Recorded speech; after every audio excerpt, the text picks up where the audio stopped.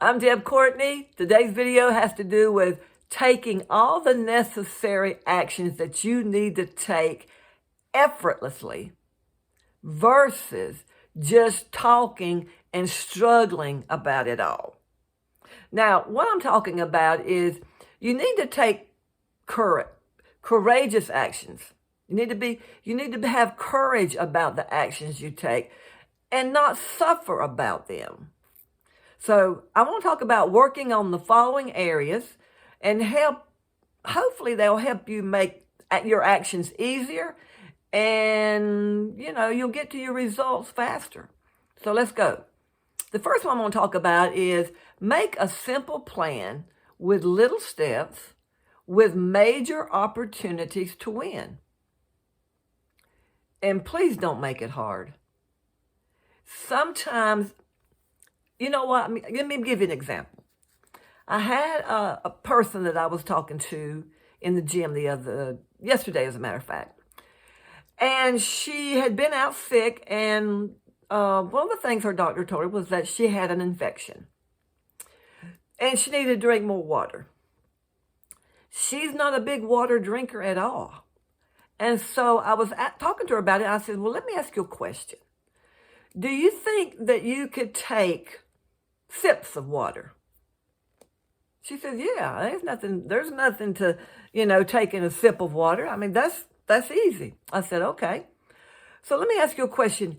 If you were to take sips and sips and sips of water, and you had to drink at least, let's say, a gallon of water in that day, then by taking sips, eventually you probably would get that gallon of water drunk in one day. And she says, yeah, those are easy steps. I believe I could, get maybe do a pint of water at a time, take sips on that pint of water. Then when that's done, pour myself another pint. Okay, you see where I'm going with this? And just take sips. Just take little steps that would help her with her water intake that her doctor said she needed to drink more water. So it's not hard. And when you break it down, and you may not, if you don't really know how you can do that, then get someone, a friend, a relative, that can help you process what would it look like in order for you to get to here. What are some small steps that you could take to do that? And sometimes, every time I talk to somebody about anything I need to do, it always helps me to talk, because talking about it helps you to process it. Sometimes they throw in ideas and thoughts and suggestions you've never even thought about. And you know what? You get accomplished. Okay. The next one is get all unfinished business or integrity items out of the way so miracles can happen. If you've got some unfinished business that you need to take care of, find out why the hesitation, then tackle the hesitation. And I don't know what that's going to look like, so that that's not a hindrance for other things to come to you. It's sometimes, I know it seems hard, and it depends upon the circumstance of what you've got facing you. So I had an unfinished business. I'll tell you what. Let me give you an example of this. I needed to get a new wheel made up. I had moved from Georgia, my husband and my husband had passed away. So I had not had a new wheel drawn up. I had lived back in Carolina. I was going on my 9th year. My husband had been passed away 8 years, and I needed a new wheel. So I was actually approached by my bank, and they were doing healthcare directives and wills and things of that nature. And if it was going to be something real simple, the lawyer could do it. Now, if it was something more in depth and detail, then I would have to go to a different type of attorney, and it would cost more money. But if it was just a simple healthcare directive, a simple will, simple power of attorney, I could get it done through my credit union at my bank. So I said, yes, I have put it off and put it off and put it off. This is something I need to get done. So got it done. Lawyer, we went through everything, how I wanted everything to go. It was really simple because I have one son, and everything was going to him. And so it was really a simple situation, really a simple process. And so I was so much relieved that I got that done. And I really hadn't put it off, but I just had forgotten about it. I knew in the back of my mind it needed to be done. But you know how it goes. Weeks, months, years pass off. And the next thing you know, you're where you need to, you're where you need to get something done. So I did. And I faced that, and I'm glad I got it out of the way so that I could not have to deal with that, and I was good to go, and everything was good. That's something that an unfinished piece of business that I needed to take care of. The next one is design goals that mirror or express your true self. Rather than have shoulda, coulda, wouldas,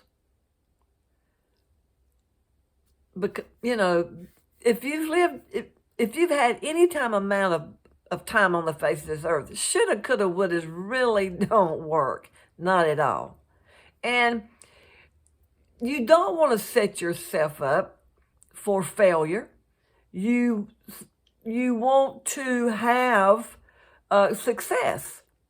That's the reason it is very important that you design your own goals that express your real value of how you live, what you think, what you're all about, who you are, your identity. Sometimes that's a process also. Sometimes, well, I have found out your family kind of knows you better than anybody else. So a lot of times you can ask a family member about, what you think about this. How does this mirror me? Well, that's really not your personality, because you're more wired this way.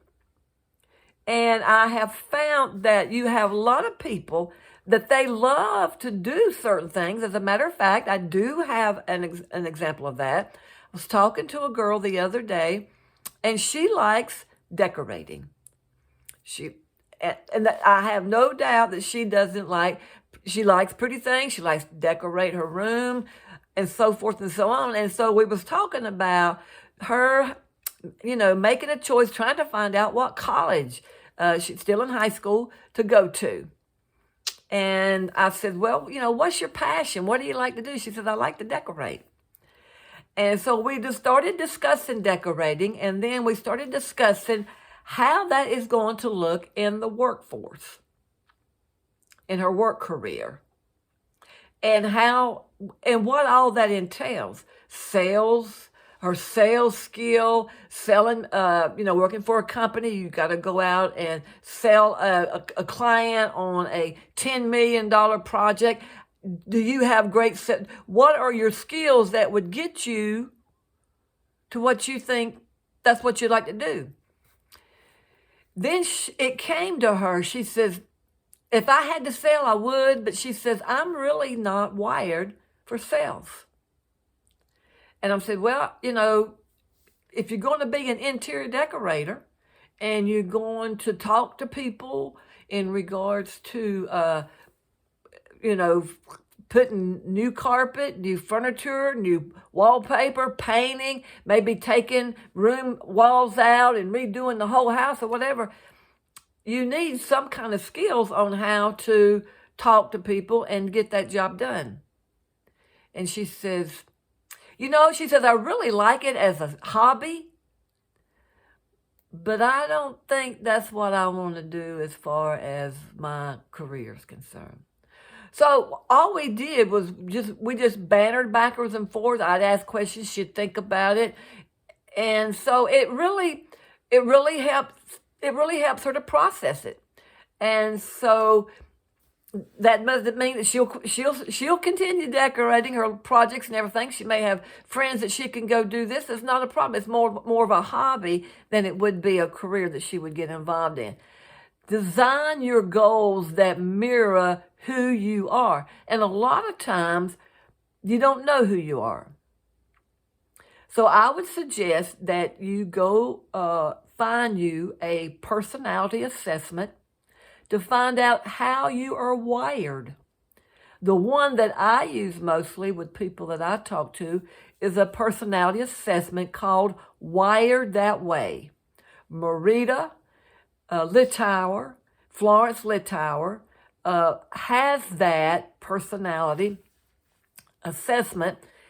They have a website, and you can do it online, as a matter of fact.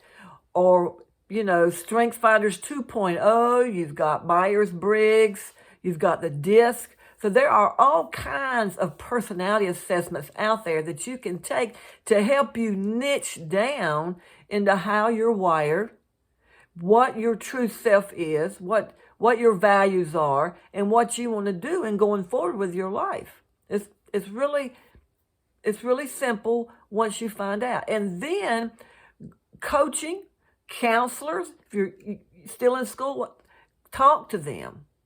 And they also have assessments there too, also in college. So do that. The last one is keep enjoying your personal life in the midst of major problems. You know why? Because you're worth it. Problems come and problems go. Sometimes problems do stay a little bit longer than we would like for them to stay.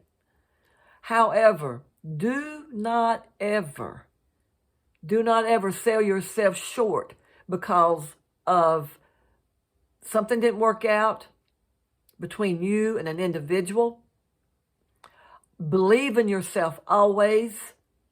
You are a one-of-a-kind person. There's nobody in the world like you, and you are worth it. Keep a mindset about you and have all your self-talk is you're the best. When I come across people that do the kind of work that I do, I don't do this so much being, what's the word I'm looking for? So much being better than them. No. Because in the end, we generally laugh about it. And I tell them, they'll say, we'll talk about what we're doing. I said, because I'm the best. And that's the first thing they do. They laugh. And I said, what are you laughing for? I said, I am the best. And we do the same thing. They're the best. We do the same, we have the same career. And I said, you need to start saying, you're the best. And I say, now say it. And they say, I'm the best. Say it again. See, you can hear your words.